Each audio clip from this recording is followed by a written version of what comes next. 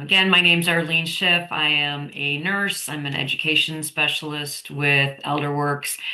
Been in the healthcare field my entire career, working with seniors and their families and guiding them through the journey of aging for over 20. Over the years, I've really had the privilege of working with really hundreds of older adults and their families. And one thing that I've learned is really that no family has all the answers. Every caregiving journey is different, but there are strategies that can make the journey a little less overwhelming. So if you've started to notice changes in your aging parent or loved one, perhaps they're forgetting appointments or having difficulty getting around, or simply just don't seem quite like themselves. You may be wondering, is this normal? Should I be concerned? How do I help without taking away their independence? And for many families, caregiving doesn't begin with a major event. Sometimes it starts with small things like a trip to the grocery store, you're helping organize medications, you're driving to a doctor's appointment, checking in a little bit more often. But before long, those small acts of kindness really become an important part of what is everyday life. And at the same time, aging can be difficult for our loved ones, and they may be worrying about losing their independence, possibly becoming a burden. How do they give up driving? How do they leave their home? Are they facing health problems that they never expected? And then these fears can make conversations about accepting help uncomfortable, both for parents and adult children or your loved ones who you may be caring for. Communication is often one of the greatest challenges that families face. Your roles begin to change. It's natural for emotions to run high. Adult children want to keep their parents safe. Parents want to maintain their dignity, their independence, as well as control over their own lives. And these goals don't have to be in conflict, but they do require understanding and patience and really thoughtful communication on both sides. So today, it's my hope that when you recognize that your aging loved one may need additional support, we can identify some practical ways to start important conversations and learn a few strategies that, again, help preserve safety, health, and independence. And just as importantly, we'll talk about caring for yourself, because being a caregiver really can be one of life's most meaningful roles, but it also can be one of the most challenging. And so whether you're already providing care or just beginning to notice these changes or simply wanting to plan for the future, my hope is that you'll leave today with some of these practical ideas and resources and the confidence to take the next steps with your loved ones. So why does this matter? Many individuals don't realize that they've become caregivers because the role usually develops, one small step at a time. You're going to the grocery store. Sure, I can pick up a few things for you. You need a lift to your doctor's appointment. Happy to take you. I can help organize medications, and then before you know it, you're coordinating healthcare, you're handling their finances as well as a significant part of their daily life. And then on the other hand, sometimes caregiving begins suddenly after a fall or a hospitalization or a new diagnosis. And other times it happens so gradually that neither you nor your loved one recognizes how much really has changed.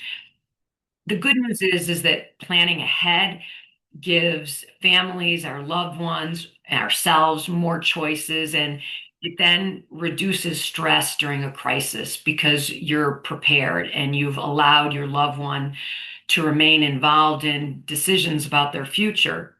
So, throughout this morning, we'll discuss different ways to recognize changes early, communicate effectively, and again, care for yourself along the way.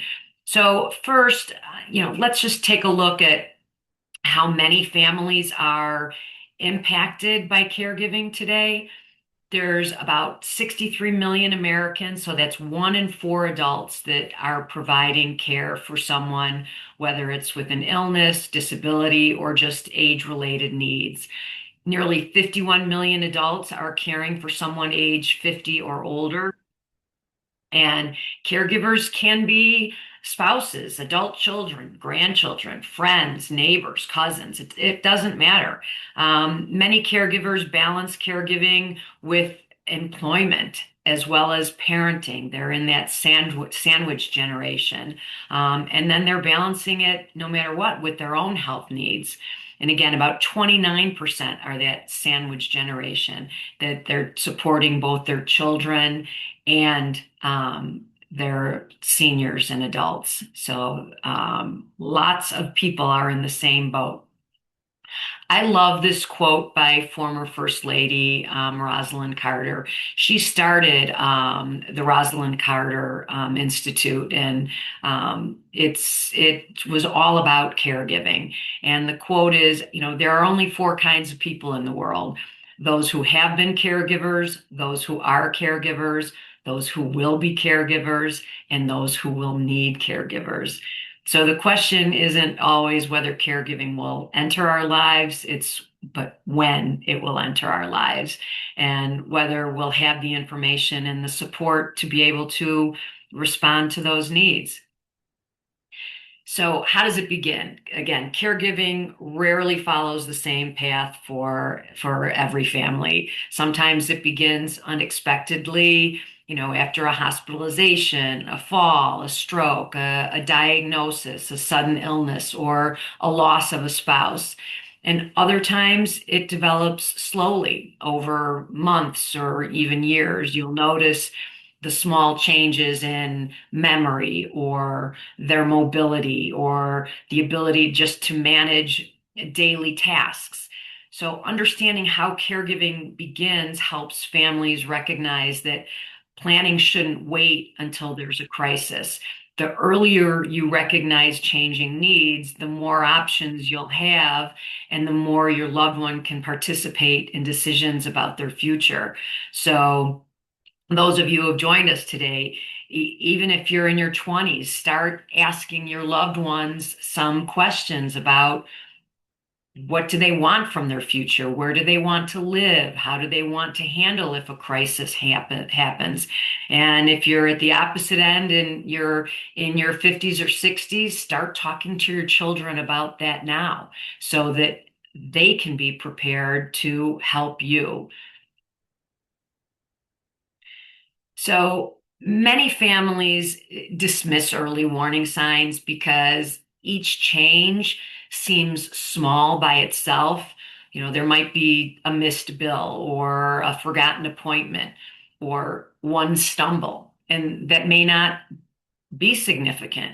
But what matters more is the pattern.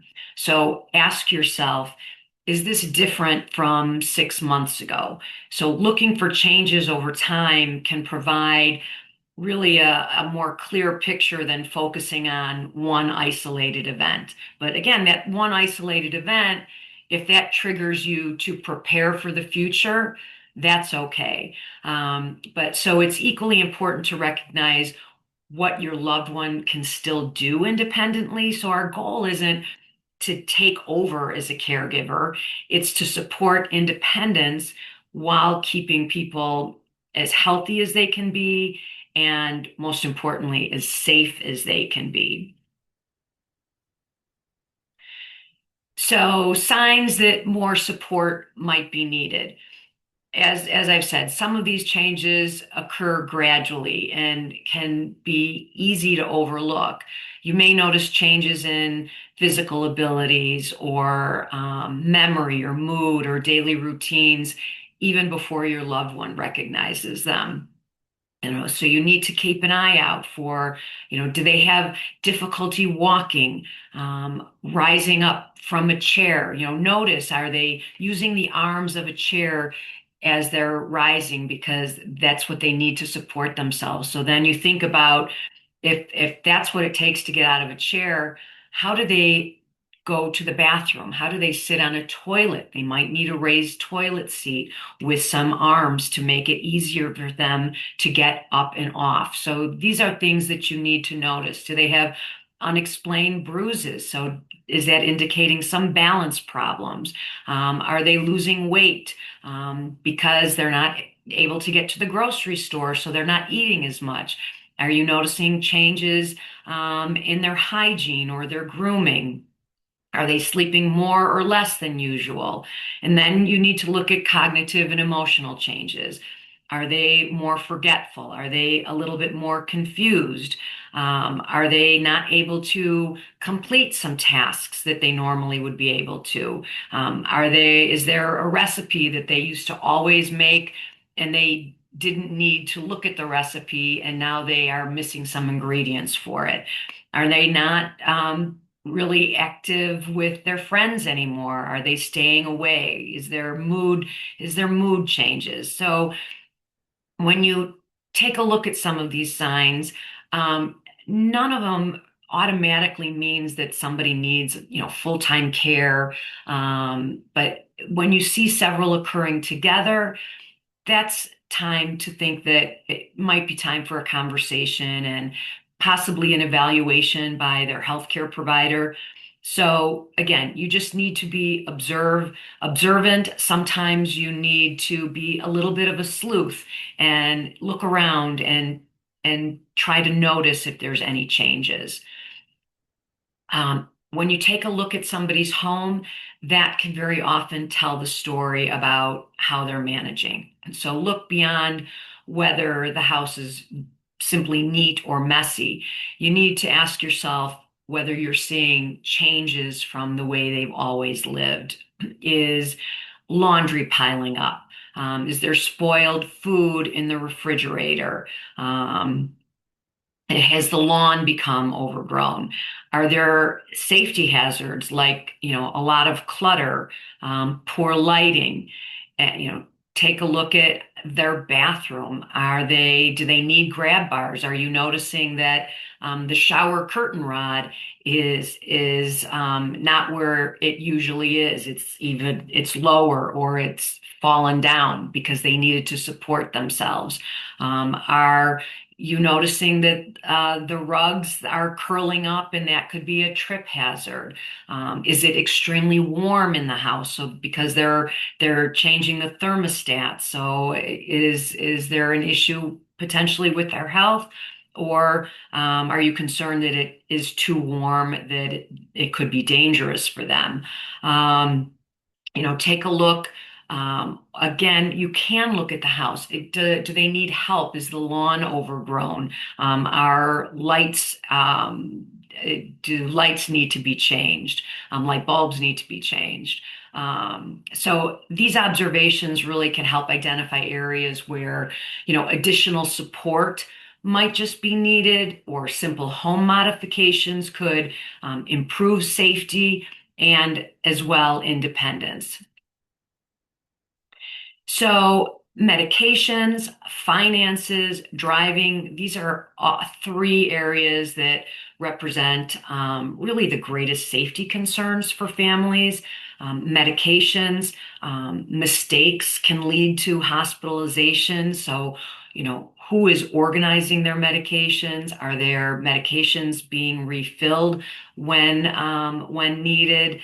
Do they know what times to take their medications? How often?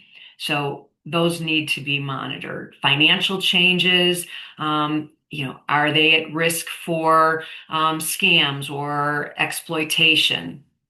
So you need to look, take a look in their kitchen drawers. Are there bills piling up? Have there been unusual purchases or withdrawals from their accounts? Driving is extremely concerning. I've had people say, Mom has a little bit of dementia. Well, what's a little bit of dementia? To me, that's like saying somebody's a little bit pregnant. If they have a little bit of dementia, should they be driving? So, is it necessary to start having the conversations of taking the keys away? And taking the keys away represents a loss of independence. So, you need to be able to have that conversation, and we'll talk a little bit about how to have difficult conversations. But you need to look, are you noticing repeated issues in any of these areas? Are you noticing new dents on the car? Or slower reaction time. So should they be retested for their driving skills? So if you notice repeated problems in these areas, it's really important to involve appropriate professionals when needed. And this is important to do this early rather than, again, waiting for a crisis to happen. So when you're thinking about taking on the role of a caregiver, that you really have to dive in a little bit more than just picking up a grocery item here and there. Things that you need to ask yourself, are you physically and emotionally able to provide the care that is needed? And how much time do you have? Are you still working full time? Are you part of that sandwich generation? Take a look at what responsibilities you already have. How does this affect your employment, your finances, your family, your health? Can your loved one remain at home safely? And then thinking about what type of care will be needed in the future. Are there other people that can help share the responsibility? Do you have siblings? Do they have siblings? Are there other relatives or friends who can provide care with you and make it a joint responsibility? Then you need to take a look at gathering the information that is so important.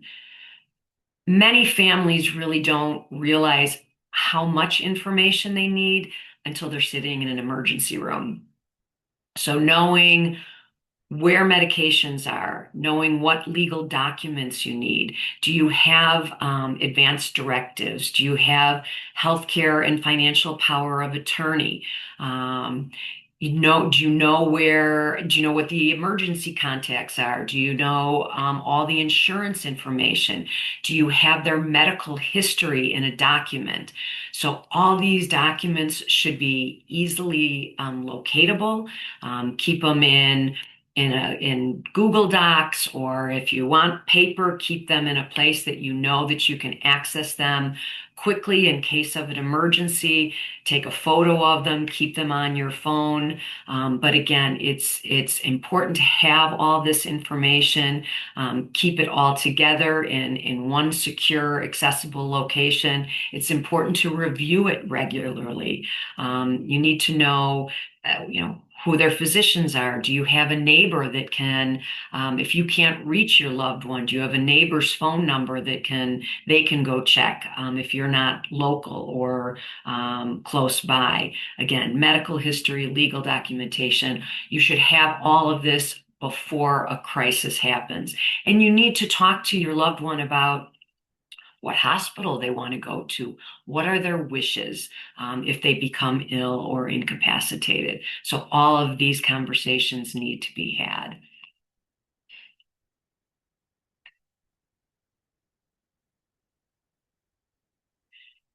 So how do you have that conversation? Um, you know, Well-meaning adult children, especially, come in usually equipped with all the answers. And you need to think about it's not what you're offering, it's the how. So I always say it's all in the presentation.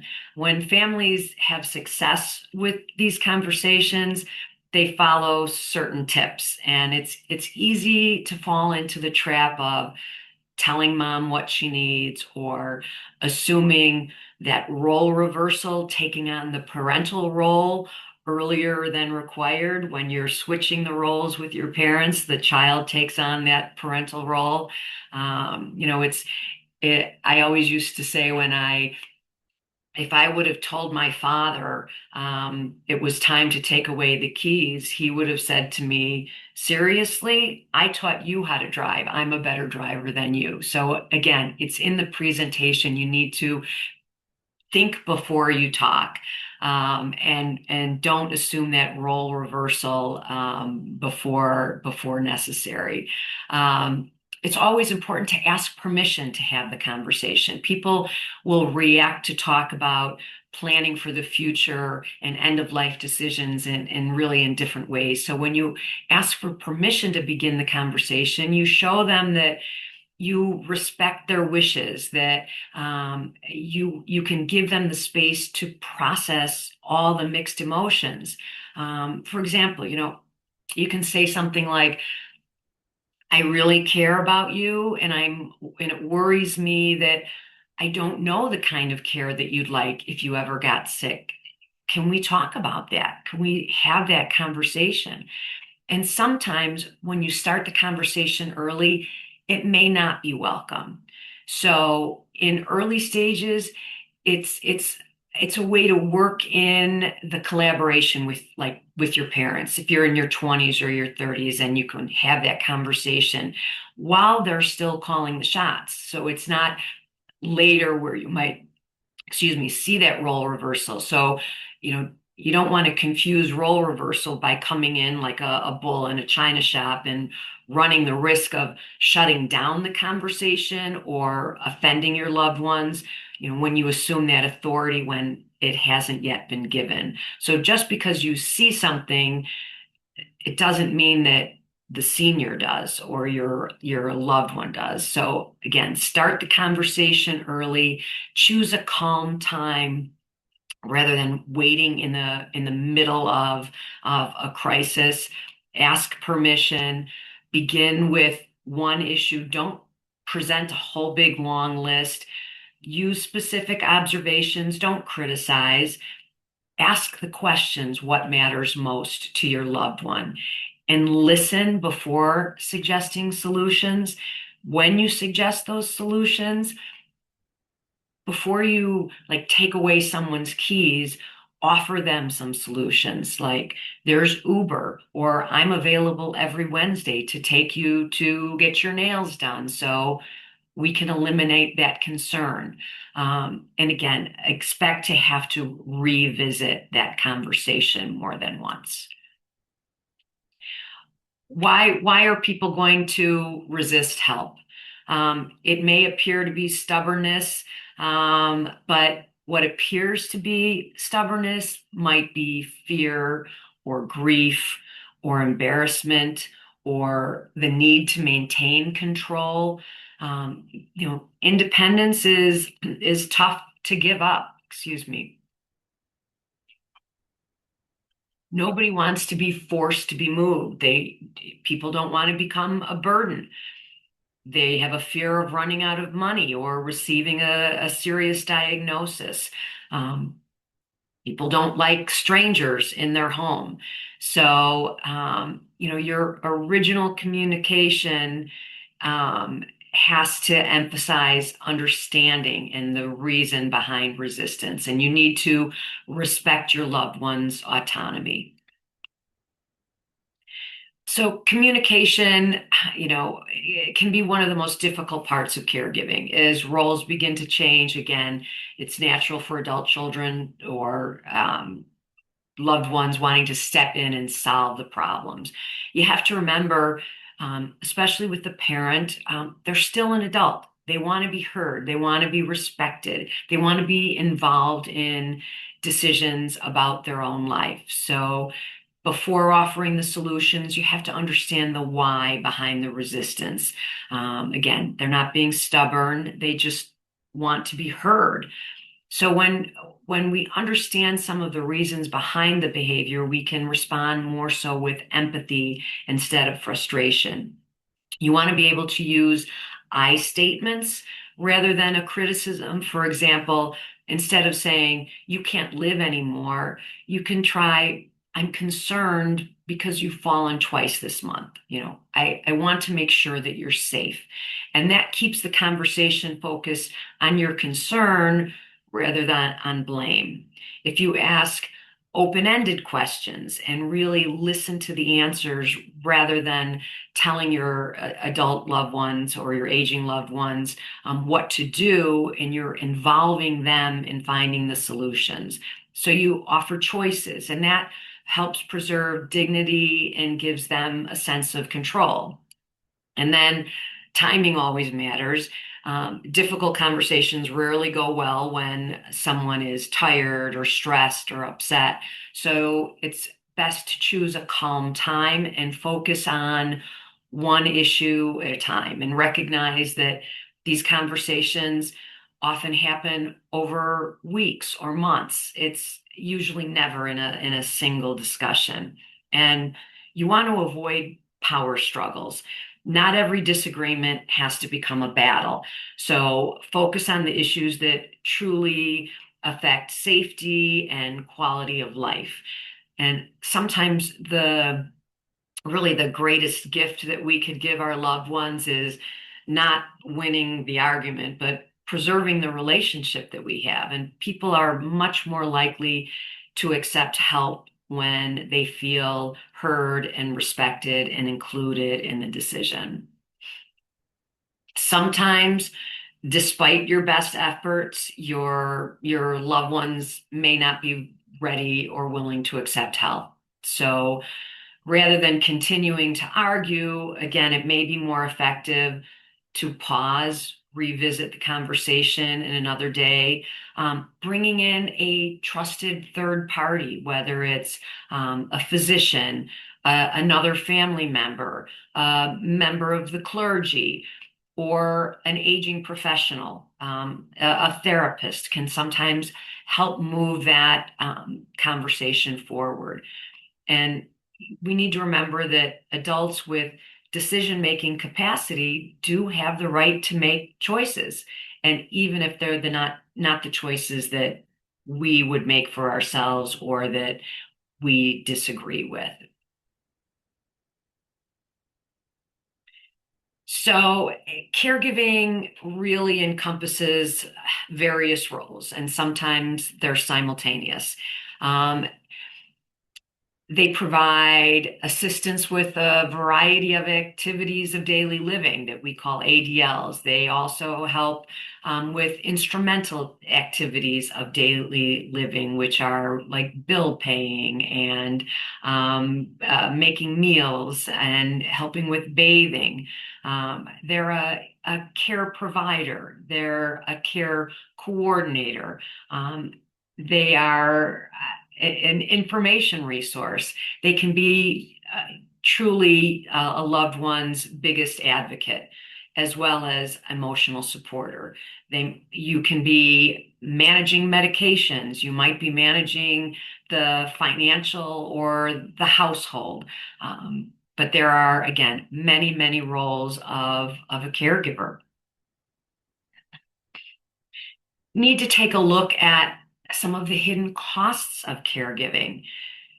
Family caregivers spend about $7,200 every year on out of pocket on just caregiving related expenses. 80% of caregivers incur personal caregiving expenses. 6 in 10 caregivers have to balance employment while providing care. Half of working caregivers report workplace disruptions. They need to reduce their hours and they need to arrive late and leave early. Um, Many caregivers have to reduce their income or delay their retirement savings. The impact it can be great. Family caregivers provide nearly 50 billion hours of unpaid care, and that was from 2024, and that will definitely increase as our population ages. Um, it's so important to talk about recognizing caregiver stress and burnout. Caregiver stress develops gradually, and people don't necessarily recognize it until they are exhausted. You need to pay attention to changes in your mood, in your sleep. Are you becoming more impatient? How is your physical health? Are you feeling trapped or helpless or alone? You need to know the signs of burnout, because burnout doesn't mean you're failing. It means that you've been just carrying too much for too long. And there can be physical signs. You can just be physically exhausted, not getting enough sleep. You are finding yourself withdrawing from others, and you're losing interest in activities that you used to find enjoyment from. So it's important to recognize that these warning signs can allow you to make changes before your own health begins to suffer. If you're making appointments for your loved one for their health, make sure you're making appointments for your own health. On the airplanes, when they say if the oxygen mask drops, put your mask on first and then help your loved one, because you need to take care of yourself in order to help another person. And again, burnout is not a personal failure. It's just a signal that the demands have exceeded the available support that you're able to give. And then you need to reach out and help and ask for help. So you need to protect your own well-being. Self-care isn't selfish. It is absolutely essential. Again, you need to schedule your own medical appointments, because if you're neglecting your own health, you're less able to provide care for someone else. So small, consistent habits: attend your own appointments, eat well, stay active, maintain your social connections. These can make a tremendous difference over time. We're not looking for perfection, or sustainability is your goal. You have to accept that good enough may be healthier than trying to be perfect. And it's really important, as you're a caregiver, to recognize the meaningful moments, because caregiving does have very joyful moments for both you as a caregiver and your aging loved one. It's important to build a team and accept help and use respite. Um, you know, you can ask for specific help instead of saying something like, let me know if you need anything. Ask for help by saying, can you stay with dad on Tuesday from 2 to 4 while I go to my appointment? I had my dad living with me during COVID, and my brothers lived out of town. And I finally reached out to them and I said, it would really be helpful if you guys could send in a dinner once a week. And not only did it help me, but it helped my dad know that the boys were thinking of him as well. So it was a win-win all the way around. But I needed to ask for help. They didn't think of it, not because they don't care. It wasn't something that crossed their mind that they could help with. So you need to remember, you need to reach out. You need to reach out to professionals, to healthcare professionals, whether it's primary care provider or a pharmacist or a social worker or even a case manager. Reach out to your friends and family. Make a list of things that are important that people could help you with, whether it's driving to an appointment or grocery shopping or sending in a meal. Make a list of what you or your loved one needs, that if somebody asks, can I help? You can say, as a matter of fact, this is what I need help with. Take advantage of community resources. Take advantage of Elderwerks. We are here to help you. There are area agencies on aging and home care agencies. There are adult daycare programs and support groups. Respite. Respite can be provided in the home. It can be provided through an adult day program or even in a residential setting, and it can range from several hours to several days. It's so important to remember that the strongest caregivers aren't those who do everything themselves. They're the ones who know how to ask for help. And one of the biggest barriers to receiving help is that caregivers often, will ask, or their friends will ask too generally, let me know if you need some help. So that's again, we need to ask for specific things. I know it's difficult, but in order to save your own self and health, you need to be able to reach out and ask for help, because respite, it's not a luxury. It's really one of the best ways to prevent caregiver burnout and allow you to continue providing care over the long term. So our key takeaways today are: notice the changes early and look for patterns. Begin difficult conversations before a crisis begins. Support your loved one's independence while addressing genuine safety concerns. Gather all that important information and have it in a safe, accessible place when you need it, and revisit it often. Share caregiving responsibilities, take advantage of community resources, recognize caregiver stress before it becomes burnout. Caring for yourself is part of caring for your loved ones. Remember, you can't control every change that comes with aging, but you can prepare, you can communicate, ask for help, make decisions guided by safety and dignity and compassion. So as we close, I want you to really remember that, again, caregiving isn't about doing everything perfectly. It's not about something one person should have to carry alone.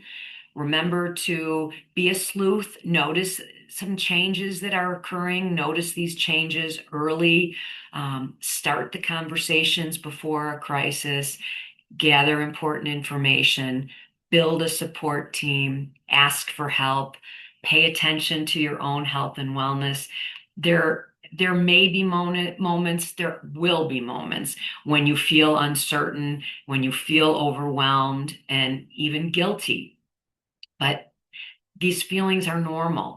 And what really matters is that you continue to make thoughtful decisions that are guided by safety and compassion and respect. You can't control every change that comes with aging, but you can prepare and you can communicate in a respectful and empathetic way and seek support. Caring for yourself isn't separate from caring for your loved one. It's part of being able to continue. So I thank you for being here. I thank you for all the ways that you care for the people and that you love in your lives. And please know that Elderworks is here to assist you along the way.